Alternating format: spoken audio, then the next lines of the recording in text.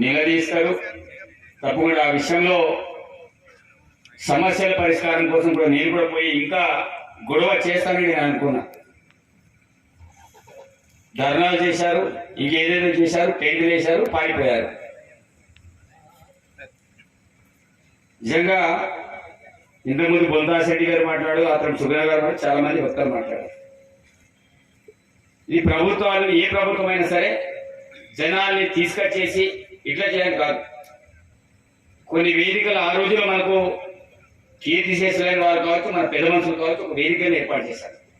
ఆ రోజులో అంబేద్కర్ ఇచ్చిన ఫలాల్ని సక్రమంగా వినియోగించడానికి, అదేవిధంగా ఆ రోజుల్లో కుమరమ్మి లాంటి వాళ్ళు అమరులైన పడ్డారు. అదేవిధంగా హైమండ్ రాప్ లాంటి వాళ్ళు మా ప్రాంతాలను సందర్శించి ఆదివాసుల కోసం ప్రత్యేకమైన వేదికలు ఏర్పాటు చేశారు. అందులో జోడేఘాట్ ఒకటి, రెండవది మాధవహి, మూడవది కెస్లాపూర్, నాలుగవది ఇంద్రవేణి. ఈ వేదికలు ఎందుకు ఏర్పాటు చేశారంటే గ్రీవెన్స్ రూపంలో పెట్టాలి, వాళ్ళ సమస్యల పరిష్కారం చేయాలి. ఆ సమస్యల పరిష్కారంతో ఆదివాసుల బతుకుల్ని తలరాతలు మార్చాలనే ఆలోచనతో ప్రత్యేకించి వేదికల్ని ఆ రోజులో భవిష్యత్ని దృష్టిలో పెట్టుకుని ఈ వేదికలన్నీ కూడా ఏర్పాటు చేశారు. లీడర్లు ఏం మాట్లాడతారు, జనాలు ఏంటి ప్రభుత్వం అధికారికంగా చేస్తలేదు, ఇది చేస్తలేదు, అధికారులు జనాన్ని సమీకరణ చేయాలని లీడర్ మాట్లాడతారు. ఈరోజు మనకు తెలవాల్సింది ఏంటిదంటే సమస్యలకు పరిష్కారం కావాలంటే మనం జనాల్ని నచ్చ చెప్పాలికి మన హక్కులు ఉన్నాయి, మన ఈ హక్కుల గురించి మనం మాట్లాడాలని అన్యాయం జరిగినప్పుడు ప్రభుత్వాన్ని తెలియాలి. కంపల్సరీ ఉన్నట్లే ఎమ్మెల్యేగా నన్ను కూడా ఈరోజు ప్రజాస్వామ్యబద్ధంగా అడగాలి, అడిగే హక్కు ఈరోజు జనాలకు ఉంది. ఈ వేదికల లీడర్లు రావాలి, ప్రశ్నించాలి, అడగాలి. ఇంద్రవేలికి జరిగిన అన్యాయం విషయంలో గతంలో ఏం జరిగింది, గవర్నమెంట్ ఏం చేసింది, ఇంకా చేసేది ఏముంది, ఇది అడగకపోతే అమ్మాయినా అన్నం పెట్టదని మనమే మాట్లాడతాం. ఏదేమైనా సరే నేను అనేది ఏంటంటే ఇక్కడ ఇంద్రవేలి అమరు కుటుంబాన్ని గుర్తించేదే ఈరోజు యునైటెడ్ ప్రభుత్వం, గౌరవ ముఖ్యమంత్రి రేవంత్ రెడ్డి గారు. ఇంకా ఏమైనా కావాలంటే అడగండి, తప్పకుండా దాన్ని చేయడానికి సిద్ధంగా ఉన్నాం. మొన్న వచ్చినప్పుడు కలెక్టర్ మేము ఇద్దరం మాట్లాడిన తర్వాత, సార్ దీనికి కంపౌండ్ సోలార్ ప్యానెల్స్ పెడతాం, ఇమీడియట్లీ నిధులు మంజూరు చేశాం. బోర్వెల్ కావాలి, నిధులు మంజూరు చేశాం. పిఓ గారు చెప్పినట్టు 15 లక్షలు మంజూరు చేసుకుని మిగతా డెవలప్మెంట్ వర్క్ కోసం చేసాం. మొన్నటి నుంచి అక్కడ పనిచేసే మనిషికి డబ్బులు లేవంటే మొన్ననే 35,000 సార్ అరే పేరు కట్టేలా పైసే అతను కూడా డబ్బులు మేము ఇప్పించేసాం. జరిగింది పాలించే వాళ్ళు మనవాడు కానప్పుడు ఇలాంటి తుపాకీ గుట్టల ద్వారా బుల్లెట్లు దిగుతున్నట్టే మన వాళ్ళు చచ్చిపోతూనే ఉంటారు. అల్లంపల్లి సంఘటన అయినా సరే, ఇంద్రవేలి సంఘటన, ఏ సంఘటన అయినా సరే ఉమ్మడి ఆంధ్రప్రదేశ్లో జరిగిన వ్యవహారంతో ప్రతి అందుకు ప్రత్యేకమైన తెలంగాణ రాష్ట్రాన్ని సాధించుకున్న తెలంగాణ రాష్ట్రంలో మన ప్రాంతానికి ఏం జరిగింది అది ఒకసారి మనం ఆత్మవిమర్శించాలి, నెమరు వేయాలి.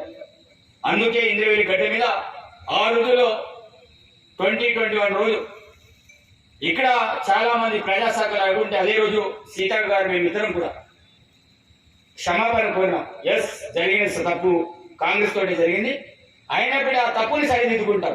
పాలించే వాళ్ళు మన వాళ్ళు కాదు, మన వాడు ఉంటే తప్పకుండా వాళ్ళని మనం ఏమని చేయగలం. కానీ ఆ రోజు పాలించడం మన వాడు కాదు, అందరూ అని మనం అనుకుని క్షమాపణ చెప్పి అదే రోజు కుటుంబాలు ఆదుకుంటామని ఆదుకొని ఈ రోజు ఆ కుటుంబాలు సుమృతివరం సంవత్సరం దాటకంటే ముందు ఒకవైపు ముఖ్యమంత్రి గారు ప్రమాణ స్వీకారం, మరోవైపు ఇక్కడ కలెక్టర్ రాజశ్రీ గారు వచ్చి ఇమ్మీడియట్లీ చూసి అదే రోజు ₹1,00,00,000 సమయం ప్రొసీడింగ్ ఇచ్చేసి ఈ రోజు మనం ముందు స్మృతివనంగా తీర్చిదిద్ది అందంగా లోపల ఒక పార్క్ లాగా ఏర్పాటు చేసుకొని మనం నివాళులర్పిస్తాం. నివాళులర్పించడం కాదు, ఆ కుటుంబాలకి ముత్తూరులో ఇంటి స్థలాలు ఇచ్చాం.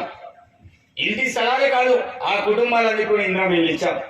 ఇంద్రమైన స్థలాలే కాదు, వాళ్ళకి ట్యాంకర్ ద్వారా కావచ్చు, ఐడియా ద్వారా కావచ్చు, రుణ సహాయం ద్వారా 100% కాకుండా వాళ్ళకి నాకు తెలిసి 80-90% సబ్సిడీ తోటి మరి వాళ్ళందరికీ 10 లక్షలు చొప్పున వాళ్ళు ఏది కొనుక్కుంటే అదే, అంటే ట్రాక్టర్ అంటే tractor, goods cycle goods cycle, ఏది కావాలంటే ఆ రకంగా వాళ్ళందరూ కూడా నచ్చజెప్పి వాళ్ళందరూ కూడా ట్రాక్టర్ కూడా మనం కావాల్సిన వరలు కూడా మనం పోయినసారి మనం మంత్రి ద్వారా మనం వాళ్ళందరూ కూడా అందించాం.